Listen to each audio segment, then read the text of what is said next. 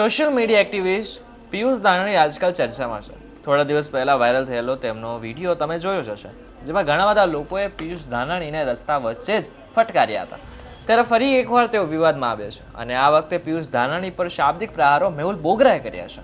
ત્યારે શું છે સમગ્ર મામલો જાણીશું આપણે વિડીયોમાં. નમસ્કાર, આપની સાથે હું છું કરણ. 2 દિવસ પહેલા પિયુષ ધાનાણી એક વિડીયો સોશિયલ મીડિયામાં પોસ્ટ કરે છે, જેમાં રોંગ સાઈડ ઉપર ચાલીને ટ્રાફિક નિયમોનું ભંગ કરીને એક એમ્બ્યુલન્સ હોસ્પિટલ તરફ જાય છે. ત્યારે પિયુષ ધાનાણી આ ડ્રાઈવર સાથે વાત કરે છે અને તેને કેમ ટ્રાફિક નિયમોનું પાલન ન કર્યું તે વિશે પૂછે છે. ત્યારે કદાચ પિયુષ ધાનાણી ભૂલી જાય છે કે તે એક ઇમરજન્સી વાહન છે. આ વિડીયો પણ તેઓ ફેસબુકમાં મૂકે છે અને અહીંથી આખા વિવાદની શરૂઆત થાય છે. મેહુલ બોગરાના ધ્યાનમાં આ વિડીયો આવે છે અને તેઓ નામ લીધા વગર જ પિયુષ ધાનાણીને કાયદાનું ભાન કરાવે છે. શું છે બંને વિડીયો એકવાર તમે પણ જુઓ. તમારું આ વ્યક્તિ ઉમેશ નામની વ્યક્તિ છે, ખસી જાવ તો તમે અહીંયાથી. અને એની આ એમ્બ્યુલન્સ છે, આ અલખધણી એમ્બ્યુલન્સ લખ્યું છે માવતર મેલડી કૃપા GJ5CW0322 અને આ જે માણિયા હોસ્પિટલ છે મોમ્સ IVF સેન્ટર અને કેન્સર સ્પેશિયાલિસ્ટની, ત્યાં આ વ્યક્તિ પેશન્ટ લેવા માટે રોંગ સાઈડમાં પૂર ઝડપે આવે છે. આપો જવાબ, શું કામ તમે રોંગ સાઈડમાં પેશન્ટ લેવા આવો છો? એમ્બ્યુલન્સના વિભાગમાં ક્યાં એવો કાયદો છે? અને કેટલી સ્પીડમાં હતી ગાડી તમારી, કેટલી સ્પીડમાં? એક પેશન્ટને બચાવવા માટે તમે બીજાને મારી નાખશો? એમની પણ શું? ના 30ની સ્પીડમાં હતી જ નહીં, ખોટું નહીં બોલતા. નહીં. ઈ રોડ ઉપર કેટલા બધા CCTV ફૂટેજ છે, હું ફૂટેજ કઢાવી લઈશ. અને રોંગ સાઈડમાં શું કામ આવો છો? જવાબ આપો. તમારી પાસે નહીં. શું કામ આવો છો? આજે શું કામ આવ્યા તમે રોંગ સાઈડમાં? અને તમને અટકાવવા માટે મેં મારી એક્ટિવા ગાડી વચ્ચે આંતરી, છતાંય તમે બ્રેક નથી મારી. કેમ? તમારે મને મારી નાખવો છે? અને હું રોંગ સાઈડમાં હતો તો તમારે ઉભી રાખવી જોઈએ ને ગાડી. એમની શું કામ? તમે એમ્બ્યુલન્સ ચલાવો છો, તમને કોણે ઓથોરિટી કોણે આપી? શું કામ પણ રોંગ સાઈડમાં જાઓ છો? શું કામ? હા બોલો. પણ તો રોંગ સાઈડમાં જઈને બચાવવા છે તમારે. એમ્બ્યુલન્સનો કયો કાયદો છે રોંગ સાઈડમાં જવાનો? આપો જવાબ તમે મને. પણ શું કામ રોંગ સાઈડમાં જવું છે તમારે? શું કામ? એક પેશન્ટને ટાઈમે ક્યાંક પહોંચાડવા માટે બીજાને મારી નાખવાનો કારણ વગરનો તમારે? એમ્બ્યુલન્સમાં એવો કયો કાયદો છે કે રોંગ સાઈડમાં જવું પડે ભઈલા? નહીં છે કાયદો એમ્બ્યુલન્સમાં, તો શું કામ રોંગ સાઈડમાં જાવ છો? અને ખોટું નહીં બોલતા. 30ની સ્પીડ નહોતી. નહીં, બિલકુલ નહીં. મેં બિલકુલ નરી આંખે વાસ્તવિકતાથી જોયું છે કે 30ની સ્પીડ નહોતી.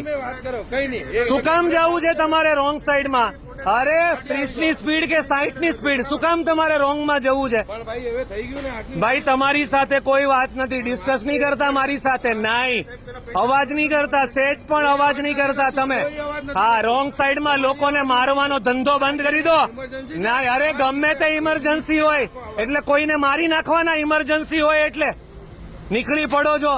એમ્બ્યુલન્સની તમને લાઇટ મળી ગઈ એટલે હું માથે ચડાવી દેવાની? કોઈ પણ નહીં. એવી જ વાત છે. માથે ચડાવતા રહી ગયો. તારો હું કાંદો કાઢી લેવાનો પછી માથે ચડાવી દે એટલે? આ વિડીયો બનાવીને શું કરવાનું? એમ્બ્યુલન્સના નામે કોઈ પણ વ્યક્તિ રોંગ સાઈડમાં જાય ક્યારે એલાઉડ નથી અને નહીં જવા દેવાના. એમ્બ્યુલન્સના દસ્તાવેજમાં કે એમ્બ્યુલન્સના નિયમમાં કોઈ કાયદો નથી રોંગ સાઈડમાં જવાનો. અને આવો કાયદો હોય તો એ કાયદાનો પણ વિરોધ થવો જોઈએ.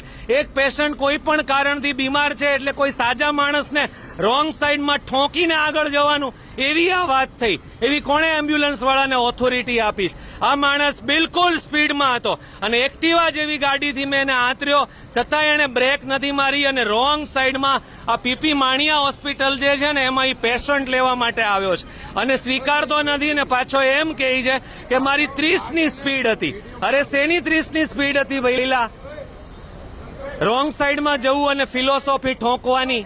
વરાછાની અંદર રોંગ સાઈડ બાબતે એક સોશિયલ મીડિયા ઉપર ઘમાસાન ચાલે છે. આજે એક એમ્બ્યુલન્સ બાબતમાં વિડીયો જોયો ને ત્યારે મને એવું આવશ્યક લાગ્યું કે મારે આ બાબતે કંઈક તો કહેવું જોઈએ. સ્ટેશન સુધી જવા માટે વરાછામાં સરથાણાથી સ્ટેશન સુધી જવા માટે મુખ્ય 2 રોડ હતા. એક LH રોડ, લંબે હનુમાન રોડ અને એક વરાછા રોડ. લંબે હનુમાન રોડ મેટ્રોની કામગીરીને લીધે સંપૂર્ણપણે બંધ છે, જેના લીધે મોટા ભાગનો ટ્રાફિક રશ એ વરાછા રોડ ઉપર રહી છે. અને વરાછા રોડમાં આ મેટ્રોની કામગીરીને લીધે લોકોને રોંગ સાઈડમાં ચલાવવું ને એ મજબૂરી છે. કારણ કે પ્રશાસન છે એ સવારમાં 7-7:30 વાગે જયારે હીરાઘસુ નીકળે અહીંયાથી વરાછા રોડથી, ત્યારે પ્રશાસનના કોઈ પણ વ્યક્તિ ટ્રાફિક મેનેજમેન્ટ માટે હોતા નથી. જો એ વ્યક્તિ ટ્રાફિકને અનુલક્ષીને ચાલશે ને તો 7 વાગે રત્ન કલાકાર જે નીકળે ને એ 10 વાગે પોતાના કારખાને નહીં પહોંચે, અને એનો કેટલો પગાર કપાય ને એ બિચારાને જ ખબર હોય. એટલે આ ટેન્ટેટિવ અને ટેમ્પરરી મુદ્દો છે. આમાં મેટ્રો એકવાર બની જશે ને પછી સિગ્નલ બેઝ પર જ વરાછા ચાલશે, એની હું તમને ખાતરી આપું છું. એટલે ખાલી ખોટા એક ટેમ્પરરી અને ટેન્ટેટિવ મુદ્દાને એટલો બધો ઘમાસાન કરવાની એ બાબતે જરૂર નથી પડતી. અને રહી વાત ઇમરજન્સી વ્હીકલની ને, તો થોડા કાયદાઓ જાણો અને પછી સોશિયલ મીડિયા પર આ બધા લાઈવ કરો, ડંફાસ મારો.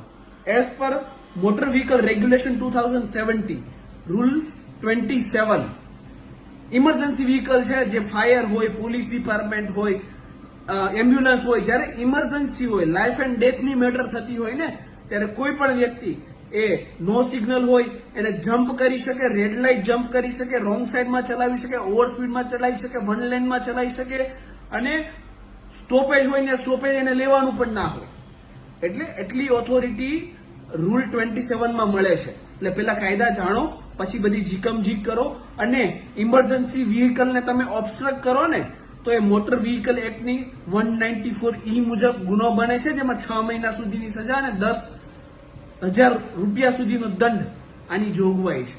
એટલે કાયદા જાણો અને પછી બધા લાઈવ કરો, લોકોને ગેરમાર્ગે ના દોરો, પોતે પેલા જાગૃત થાઓ, પછી લોકોને જાગૃત કરો. અને જે ટેમ્પરરી અને ટેન્ટેટિવ મુદ્દા છે ને એ મુદ્દા બાબતે તમે પેલા સિસ્ટમ સામે લડો, પછી જાહેર જનતા સાથે લડો, એ મારી નમ્ર અપીલ છે. એક અપીલ છે કે આ મુદ્દાને વિરામ આપો, કારણ કે આ મુદ્દામાં કોઈ લોજિક નથી, કોઈ સેન્સ નથી. ખાલી ખોટી ઝઘડવાનું બંધ કરો.